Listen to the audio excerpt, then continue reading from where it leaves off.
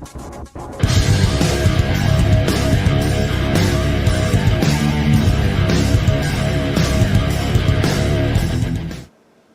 and welcome back to my kitchen. Today I'm going to be making some easy chocolate pumpkin brownies. Starting off with 1 cup of flour.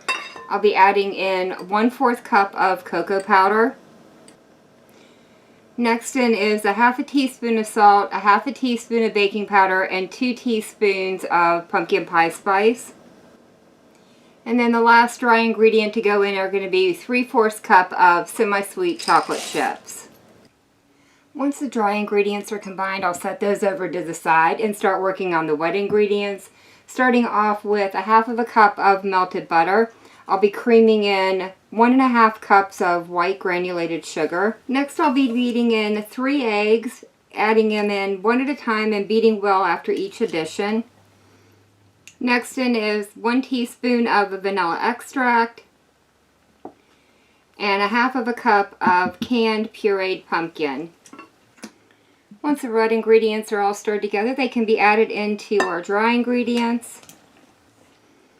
Once all the ingredients are combined, they get poured into a greased 8 by 8 inch baking dish.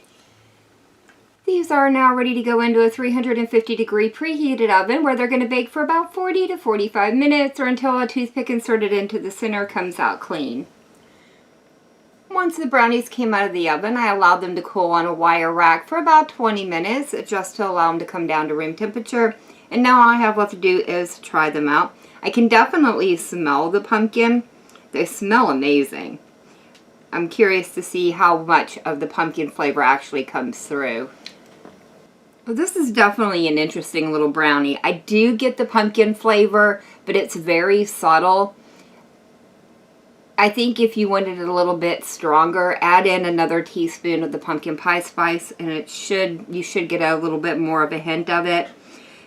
This brownie is also both fudgy and cakey. More in the middle it's fudgy, but then you have this nice cakey bottom.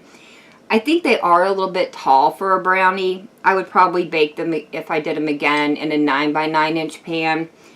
But overall, really good little brownie. I would definitely make it again, and something I'm going to be adding to my holiday table this year.